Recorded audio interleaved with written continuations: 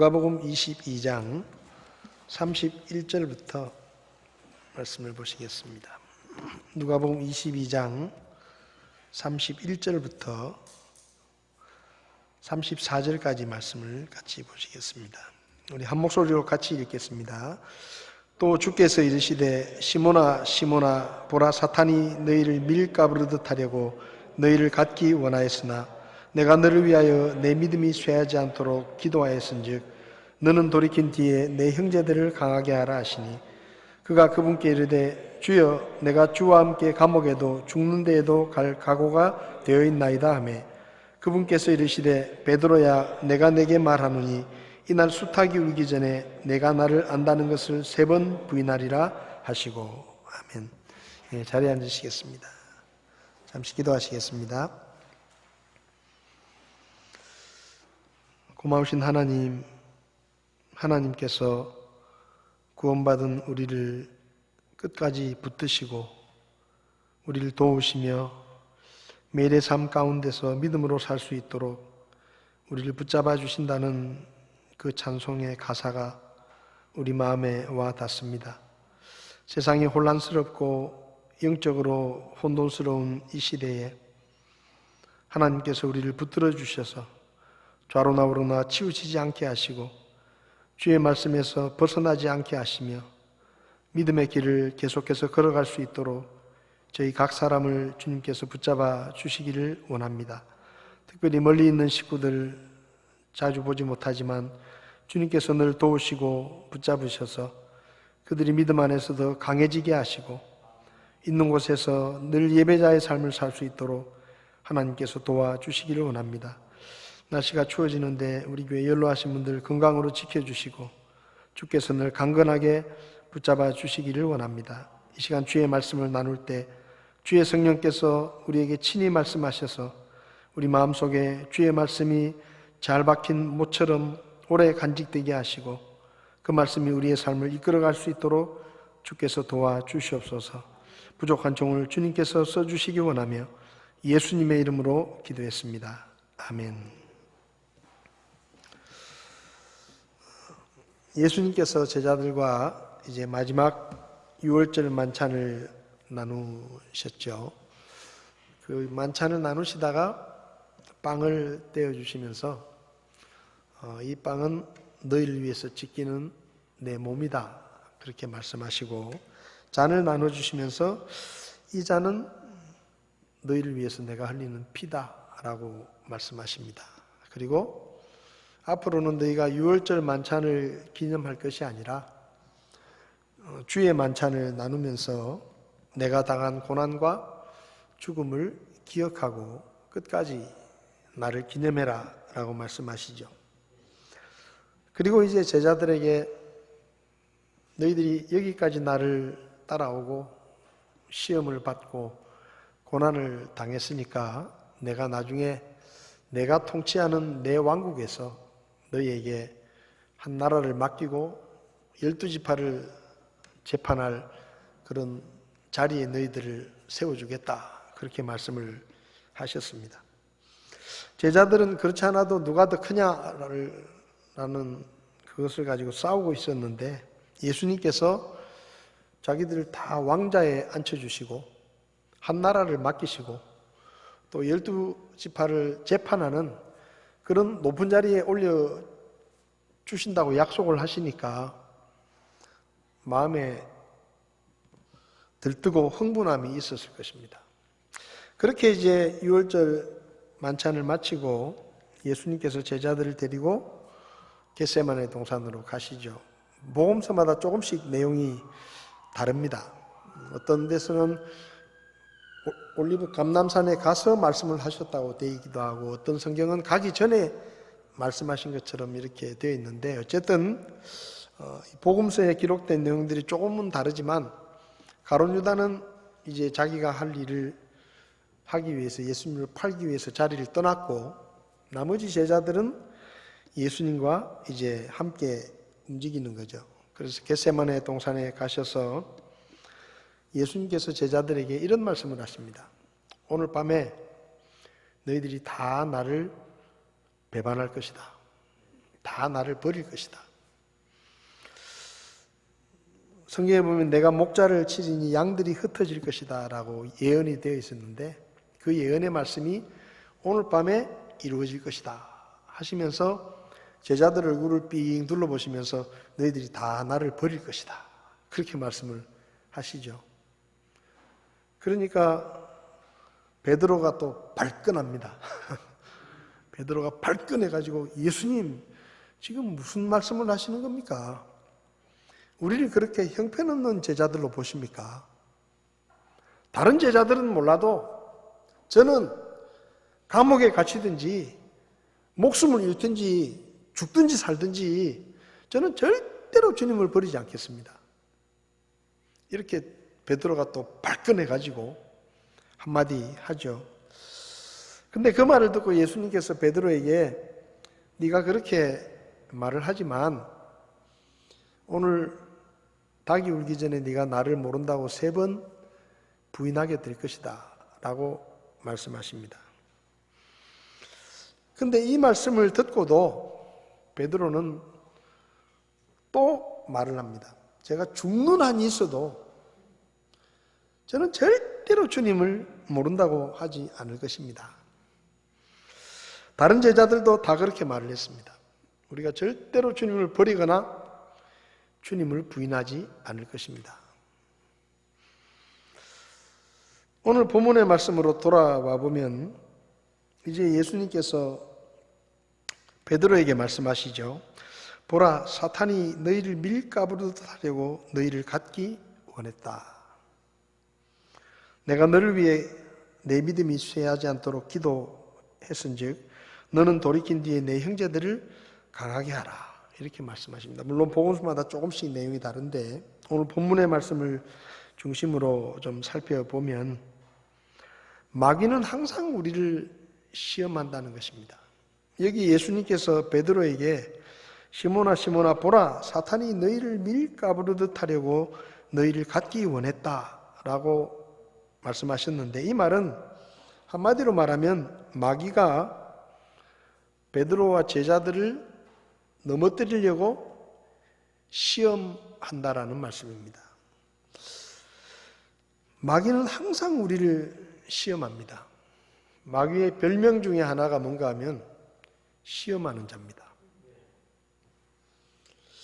마귀는 에덴 동산에서도 아담과 하와를 시험해가지고 아담과 하와가 하나님이 먹지 말라고 하신 선악을 알게 하는 나무의 열매를 먹고 죄를 지었죠. 심지어 마귀는 예수님까지도 시험하려고 유대 광야에서 40일 금식하신 예수님을 찾아가서 3번이나 시험했습니다.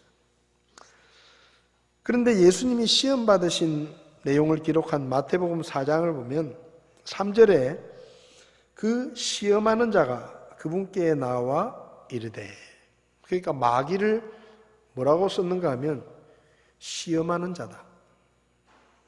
그러니까 마귀의 또 다른 이름이 시험하는 자예요.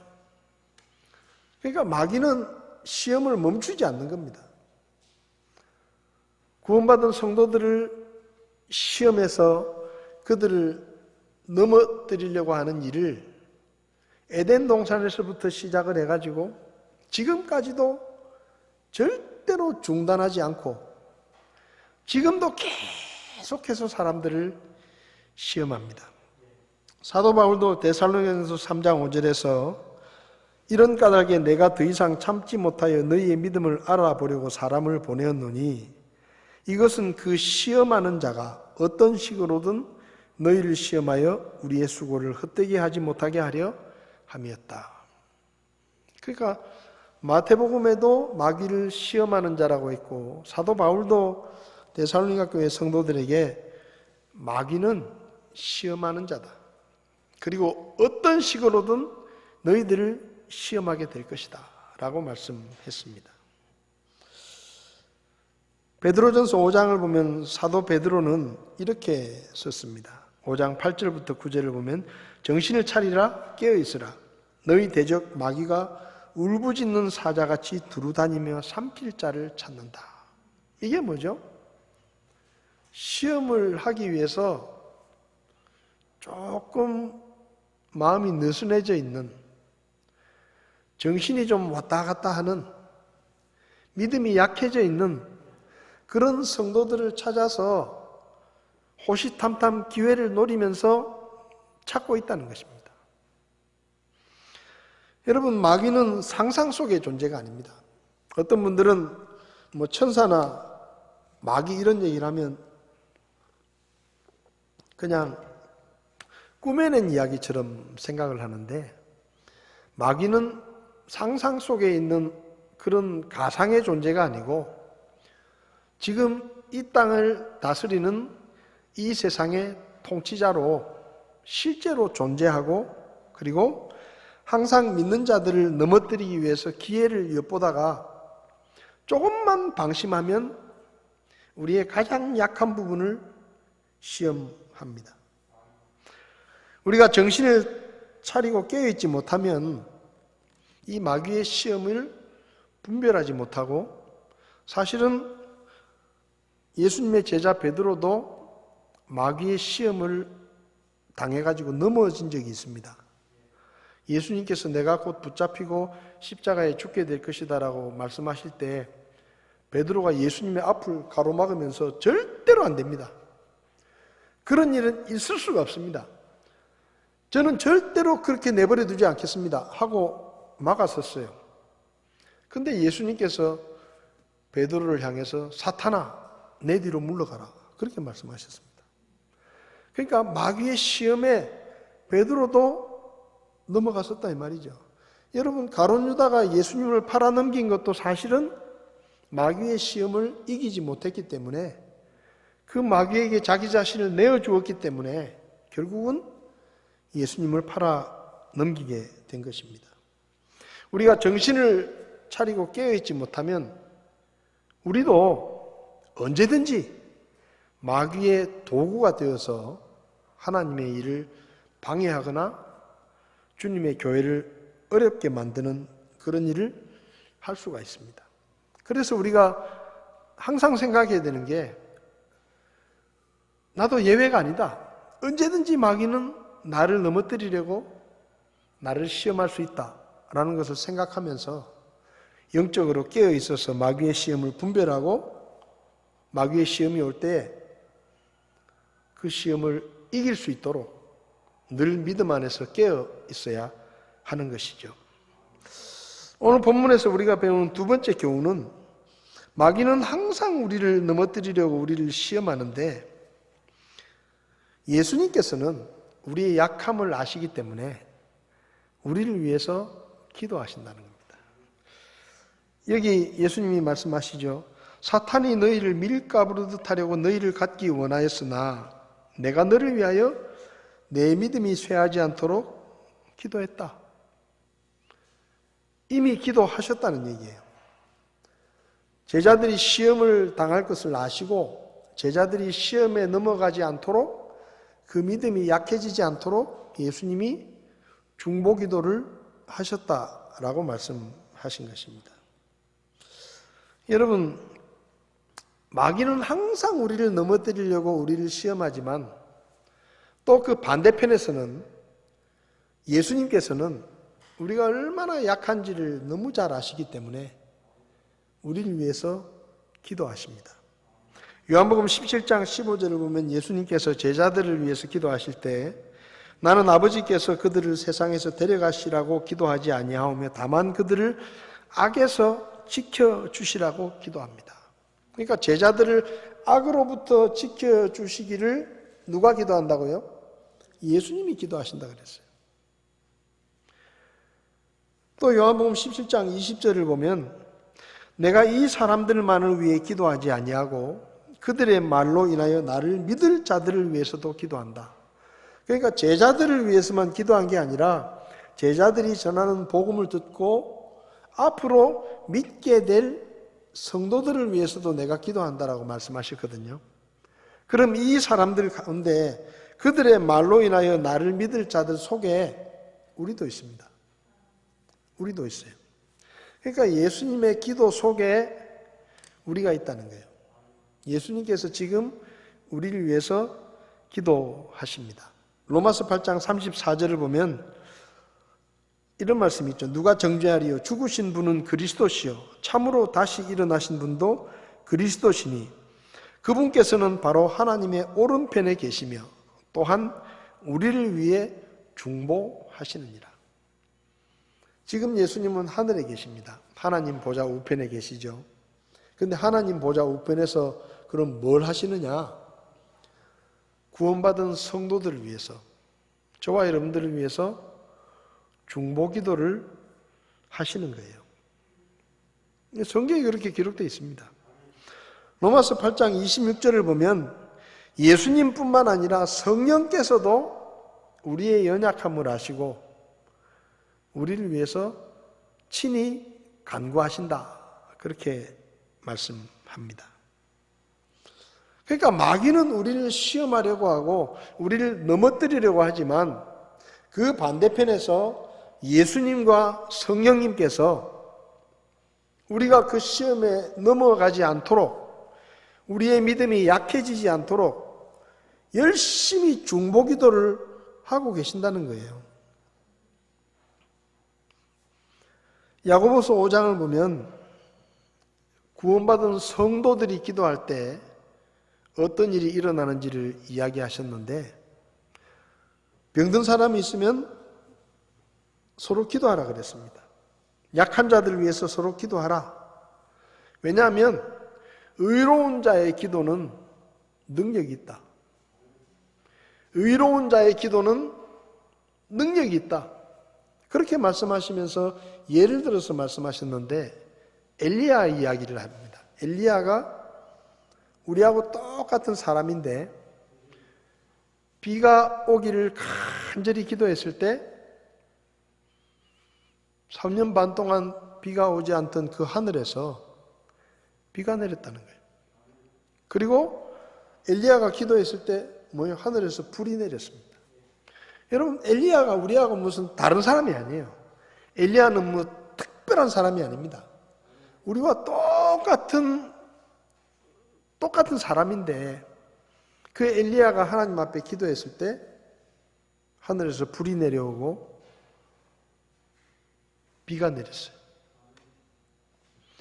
우리가 기도할 때 그런 일이 일어난다는 겁니다. 구원받은 사람이 기도하기 시작하면 그 기도는 능력이 있고 힘이 있다는 거예요. 그러니까 여러분, 우리가 서로를 위해서 기도해야 되는 이유가 그런 겁니다. 내가 하는 짧은 기도가 무슨 도움이 될까 생각할 수 있습니다. 아이고, 저 사람한테 나보다 믿음도 별로 없는 사람인데, 나보다 훨씬 늦게 예수 믿은 사람인데 내가 저 사람한테 기도 부탁을 하는 게 무슨 도움이 될까? 여러분, 그렇게 생각하지 마세요. 내가 하나님 앞에 드리는 짧은 기도가 누군가에게 위대한 능력이 나타나게 할 수도 있습니다. 내가 기도 부탁을 했을 때 그 사람이 나를 위해서 하나님 앞에 부르짖는 그 기도가 내 삶의 많은 것들을 바꿀 수도 있어요. 의로운 사람의 기도는 이렇게 힘이 있다라고 성경은 말합니다.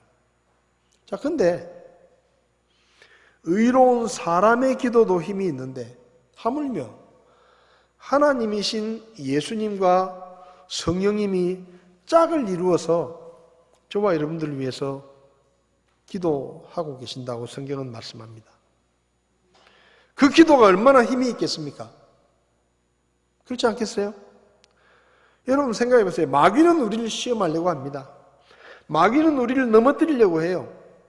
마귀는 끊임없이 우리를 공격하고 끊임없이 우리의 믿음을 약해지게 만들고 교회를 흔들고 우리가 무능력한 삶을 살도록 끊임없이 우리를 공격하지만 그 반대편에서 예수님과 성령님께서 끊임없이 우리를 위해서 기도하십니다. 그럼 우리가 어떻게 되어 있습니까? 우리가 어떻게 되어 있어요? 마귀의 시험에 넘어가겠습니까? 네? 아니, 상식적으로 계산을 해보세요. 마귀는 하나님보다 저 아래예요. 하수의 하수. 네? 하나님이 하라고 하면 마귀는 안 할 수가 없고 하나님이 하지 말라고 하면 마귀는 할 수가 없어요. 하나님의 통제를 받는 존재가 마귀입니다. 근데 그 마귀가 겁도 없이 우리를 시험하겠다고 까부는 거예요. 근데 그 마귀보다 더 센 예수님과 성령님께서 우리를 위해서 중보기도를 하십니다. 자, 그럼 누가 이기겠습니까? 여러분, 누가 셉니까? 애들 장난 같지만 마귀가 셉니까? 예수님이 셉니까? 예수님이 세죠. 그러면 예수님이 우리를 위해서 기도하신다는데 우리가 어떻게 되겠어요? 그까지 마귀의 시험은 아무것도 아닌 거예요. 여러분, 우리가 마귀의 시험을 두려워할 이유가 없는 겁니다. 왜? 예수님과 성령님께서 나를 위해서 기도하고 계시는데 우리가 뭘 걱정하고 뭘 두려워하고 뭐가 무섭겠어요? 그러니까 우리는 담대할 수 있어요. 그런데 베드로가 예수님께서 미리 정보를 주셨어요. 베드로야, 마귀가 오늘 밤에 너를 시험할 것이다. 미리 정보를 줬습니다. 그럼 베드로 알고 있잖아요. 예수님께서 미리 가르쳐 주신 거예요. 그럼 오늘 밤에 나에게 마귀의 시험이 있겠구나. 베드로가 알죠? 그리고 예수님께서 베드로 손을 꼭 잡고 내가 너를 위해서 기도했다잉. 얘기까지 하시는 거예요. 그러면 결론이 어떻게 됩니까? 마귀가 베드로를 시험할 때 베드로가 나 다 알고 있었다. 그리고 예수님이 나를 위해서 기도하시니까 너는 꺼져. 끝나야 돼요. 거기서 그렇게. 우리가 생각하는 그림은 그래야 됩니다. 근데 성경에 기록된 그림은 그게 아니에요. 베드로가 정말로 너무나 무기력하게 예수님이 말씀하신 그대로 한 번도 아니고 3번이나 예수님을 모른다고 부인하는 마귀의 시험에 빠져버립니다. 이상하잖아요. 모르는 것도 아니잖아요. 다 가르쳐 줬어요, 미리. 야, 베드로야, 오늘 마귀가 널 시험하러 올 거야. 아, 예, 예수님. 그러니까 너도 준비를 잘해. 근데 또 내가 너를 위해서 특별히 세게 기도했어. 아니, 미리 알려주시고 예수님이 기도까지 하셨다고 하는데 왜 베드로가 이 모양입니까? 여기 교훈이 있습니다. 우리가 교만해지면 마귀의 시험에 빠지게 되는 거예요. 아까도 말씀드렸지만 베드로는 예수님으로부터 미리 마귀가 시험할 것이라는 것을 정보를 다 들었습니다. 알고 있습니다. 더군다나 예수님께서 베드로를 위해서 기도까지 하셨다라고 말씀하셨습니다. 그런데 베드로는 속절없이 예수님을 3번이나 모른다고 부인하고 완전히 실패합니다. 왜 그럴까요? 한마디로 말하면 베드로가 교만했기 때문입니다. 여기 성경을 보면 예수님께서 31절에서는 마귀가 너를 시험할 것이다 라고 말씀하시고 32절에서는 내가 너를 위하여 내 믿음이 쇠하지 않도록 기도했다. 그러니까 여기 너는 돌이킨 뒤에 내 형제들을 강하게 하라 이 말은 너는 시험을 이기고 그 믿음으로 다른 형제들을 권면해서 그들도 더 강하게 하라 이런 뜻이거든요. 그러니까 지금 시험이 있다는 걸 알려주셨고 너를 위해서 내가 기도했다 그렇게 했어요. 그러면 베드로가 무슨 말을 해야 됩니까? 주님, 저는 약합니다.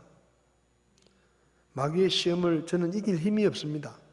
그러니까 주님, 저를 위해 더 기도해 주십시오. 제가 오늘 밤에 시험에 빠지지 않도록 저를 위해서 기도해 주십시오. 그래야 되는 거예요. 근데 베드로가 뭐라고 말합니까? 주여, 내가 주와 함께 감옥에도 죽는 데에도 갈 각오가 되어 있습니다. 이게요. 예수님은 지금 오늘 마귀가 널 시험할 것이다. 그리고 네가 넘어질지 모르니까 내가 너를 위해서 기도했다. 그렇게 말씀하시는데 베드로의 말은 이런 뜻입니다. 예수님, 저는 예수님 기도 필요 없어요. 예수님이 기도 안 해주셔도 저는 얼마든지 이길 수 있어요. 이 말이에요.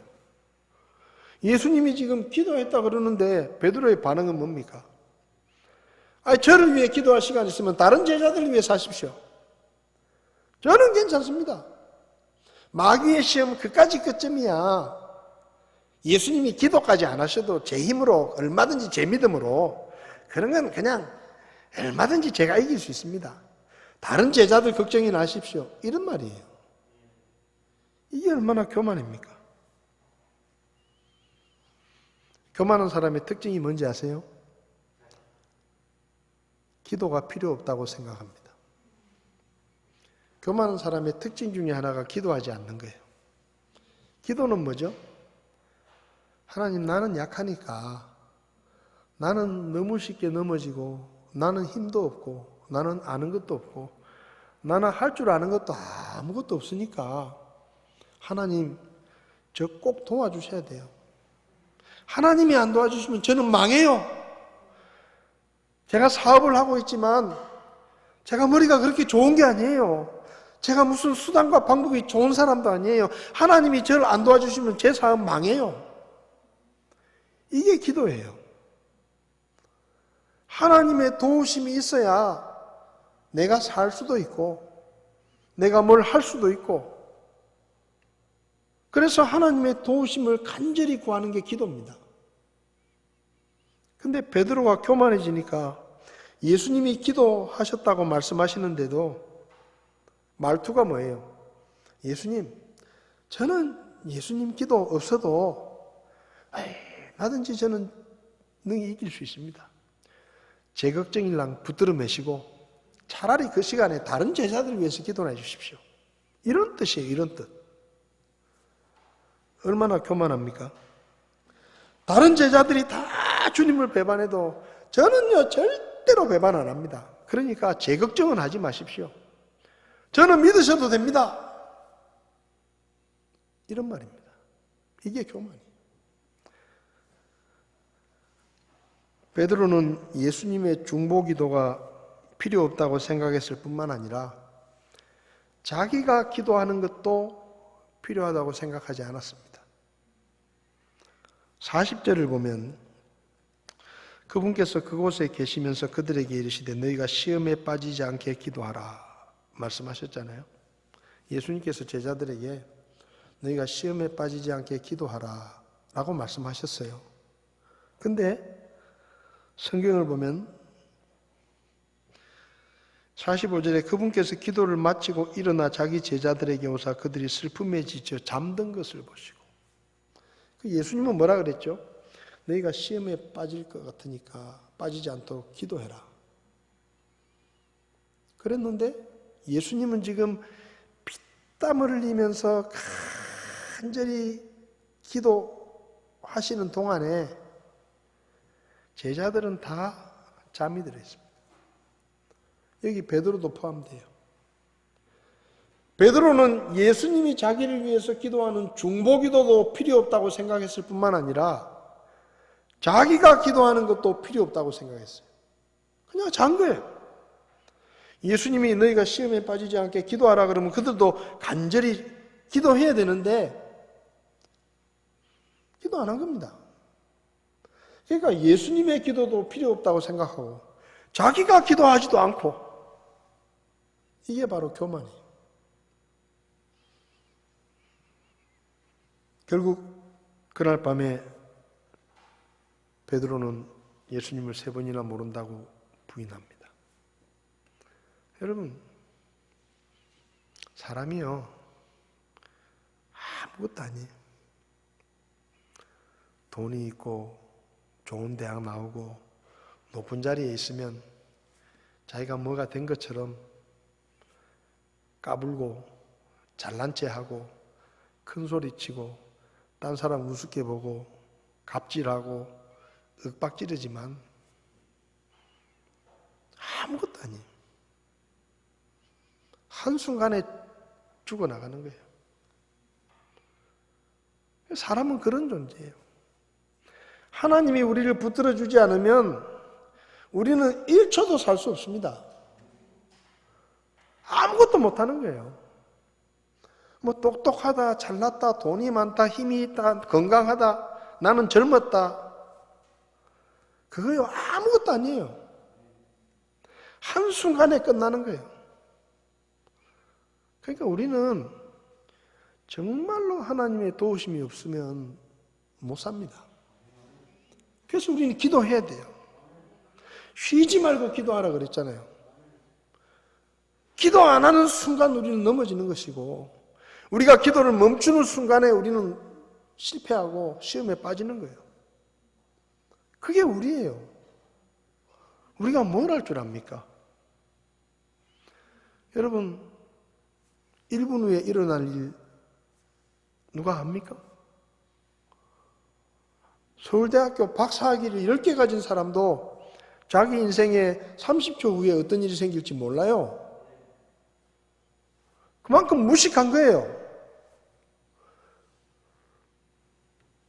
무슨 뭐 세계 올림픽 나가서 역도 금메달을 딴 힘이 좋은 사람도 30초 후에 자기한테 무슨 일이 일어날지 모릅니다. 사람은 그런 존재예요. 별 볼 일 없어요. 별거 아니에요.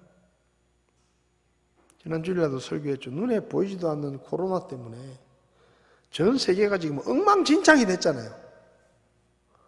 이게 사람이에요, 이게. 뭐 달나라를 가니, 뭐 화성에 뭐 우주선을 보냈니, 뭐. 그런 큰 소리 쳐봤자 아무것도 아니에요. 그래서 우리는 겸손해야 됩니다. 항상. 하나님 앞에서, 하나님, 저는 아무것도 아닙니다. 저는 정말로 벌레만도 못한 그런 존재입니다. 하나님이 저를 도와주지 않으시면 저는 정말로 죽습니다. 그런 간절한 마음으로 하나님 앞에 매달리고 기도하고 도와달라고 부탁하고 그래야 되는 거예요. 그래야 우리가 사는 거예요. 베드로는 교만했습니다. 교만한 사람의 또 한 가지 특징이 뭔가 하면 하나님의 말씀을 무시하는 거예요. 예수님께서 말씀하시죠. 오늘 사탄이 마귀가 너를 시험할 것이다. 주님 무슨 소리입니까? 저는 걱정하지 마십시오. 저는 절대로 주님을 버리지 않습니다. 그렇게 얘기했어요, 베드로가. 근데 예수님이 다시 이야기하시잖아요. 베드로야, 오늘 밤에 수탉이 울기 전에 네가 나를 모른다고 3번이나 부인할 것이다. 누가 지금 얘기하는 겁니까? 예수님이 얘기하고 계시는 거예요. 그것도 2번씩이나. 처음에는 오늘 마귀가 너를 시험할 것이다. 너희가 나를 배반할 것이다. 죽어도 배반 안 합니다. 베드로야, 콕 찍어서 너는 오늘 밤에 3번 나를 모른다고 부인할 것이다. 그럼 베드로가 어떻게 해야 됩니까? 주님, 제 생각이 짧았습니다. 주님이 그렇게 말씀하시니 제 생각이 잘못됐습니다. 주님의 말씀이 맞습니다. 저는 그런 존재입니다. 저는 별거 아닙니다. 저는 3번이 아니라 100번이라도 주님을 얼마든지 부인할 수 있는 그런 형편없는 사람입니다. 그러니 주님 저를 도와주십시오. 그래야 되는 거예요.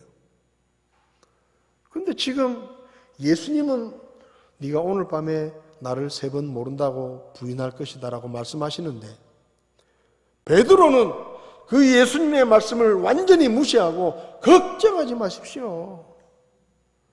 저는 끄떡없습니다. 저는 절대 그런 짓 안 합니다. 여러분, 예수님이 말씀하시는데 그 말씀을 인정하지 않고 그 말씀을 무시하고 자기 생각을 지금 떠들고 있는 거예요. 자기 생각을. 이게 교만이에요. 여러분, 교만한 사람의 특징이 하나님의 말씀을 무시하는 겁니다. 여러분, 우리가 복음을 전할 때 예수 믿지 않는 사람들, 그 사람들 얘기할 필요 없어요. 우리가 예수 믿기 전에 어땠는지 한번 생각해 보세요. 내가 예수 믿기 전에 누가 나한테 예수 믿어라, 너는 죄인이다, 예수 믿어야 구원받고 천국 간다, 그런 말 했을 때 우리가 예수 믿기 전에 어땠습니까? 콧방귀 꼈잖아요. 아이고, 웃긴 소리 하고 있네. 믿으려면 너나 믿어라. 쓸데없는 소리 하지 마라.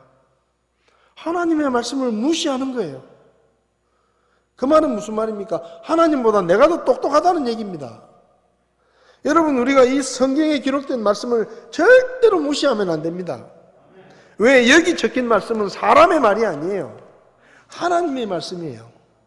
하나님의 말씀이 말씀하시는데 그 말씀을 가로막으면서 아닙니다, 예수님 말씀이 틀렸습니다. 예수님 생각이 틀렸습니다. 저는 오늘 절대 부인 안 합니다. 이게 교만이에요. 하나님이 말씀하시면 우리는 그냥 예, 맞습니다 해야 돼요. 하나님의 말씀은 절대로 틀리지 않습니다. 하나님의 말씀엔 거짓말이 없습니다.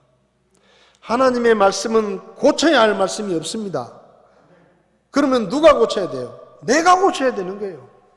하나님이 말씀하실 때 내 생각과 하나님 말씀이 다르면 내가 고쳐야 되는 거예요. 왜? 하나님의 말씀은 진리니까.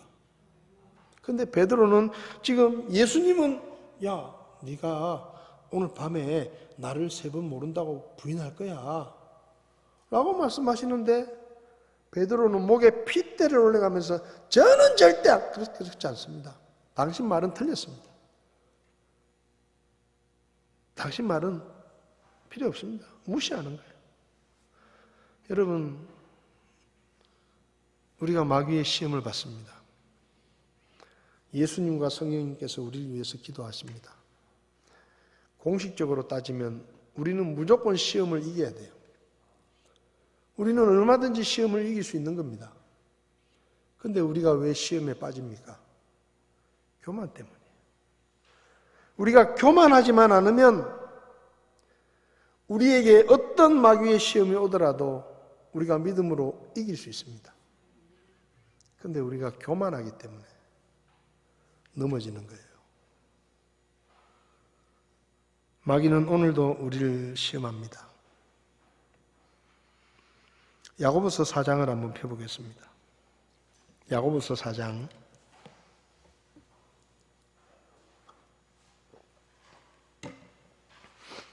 야고보서 4장 6절 말씀을 같이 한번 읽어보겠습니다. 야고보서 4장 6절 같이 읽겠습니다. 그러나 그분께서 더 많은 은혜를 베푸시나니 그러므로 그분께서 이르시되 하나님은 교만한 자들은 물리치시나 겸손한 자들에게는 은혜를 베푸시느니라 하시느니라. 교만한 자를 어떻게 한다고요? 물리치신. 겸손한 자에게 은혜를 베푸신다고 했죠. 근데 우리가 주의를 기울여야 될 말씀은 그 다음 구절이에요. 4장 7절.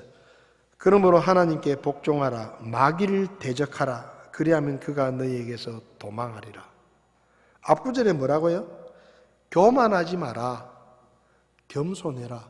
그 다음 구절이 하나님께 복종하라. 이게 겸손이에요. 그러면 너희가 마귀를 대적하면 마귀가 너희에게서 도망칠 것이다. 이게 맞는 거예요. 우리는 약하지만 마귀가 우리를 시험하지만 예수님과 성령님께서 우리를 위해서 중보기도를 하고 계시니까 우리는 절대로 시험에 빠지면 안 되는 거예요. 우리는 시험을 이겨야 되는 거예요. 근데 왜 우리가 시험에 빠지느냐? 교만 때문입니다. 하나님은 교만한 자를 쓰시지 않고 교만한 자를 돕지 않습니다. 사울이 왜 버림받았죠? 마음이 교만해져서 하나님의 말씀을 무시한 거예요. 자기 생각대로 사는 거예요. 하나님은 다 죽이라 그랬는데 자기를 과시하기 위해서 아말렉 왕을 생포해오고 좋은 가축들은 다 살려오고 그게 하나님을 무시하는 거예요.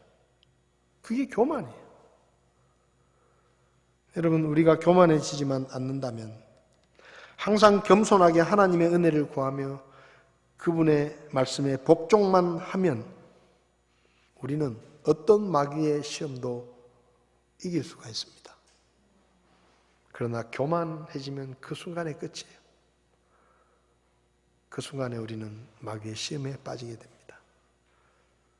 지금 우리는 영적으로 혼란스러운 시대를 삽니다.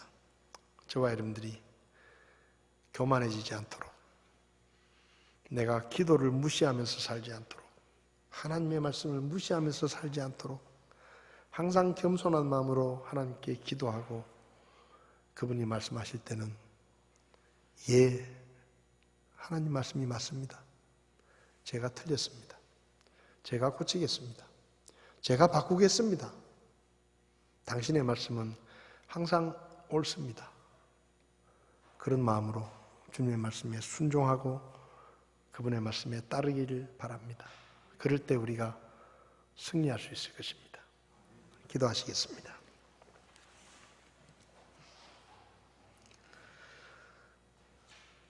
하나님, 마귀는 지금도 우리를 넘어뜨리려고 우리를 시험합니다. 예수님과 성령님께서 우리를 위해 지금도 중보 기도를 하고 계시는 것을 감사합니다. 그러나 주님, 때때로 우리가 교만해서 하나님 앞에 기도하지도 않고 주님의 말씀에 순종하지도 않고 내 마음대로, 내 생각대로, 내가 하고 싶은 대로 살다가 시험에 빠질 때가 있는 것을 주님 앞에 고백합니다. 하나님, 우리가 얼마나 형편없는 존재인지를 깨닫게 하시고 하나님 앞에서 항상 겸손하게 기도하며 주의 말씀에 순종하는 삶을 살 수 있도록 저희들을 도와주시기를 바랍니다. 이 악한 시대 가운데서, 혼탁한 시대 가운데서 기도와 말씀으로 우리 자신을 거룩하게 지키게 하시고 하나님 앞에 쓰임받는 믿음의 삶을 살기에 우리를 도와주시옵소서. 오늘도 귀한 말씀 주심을 감사드리며 예수님의 이름으로 기도했습니다. 아멘. 예배를 마치겠습니다.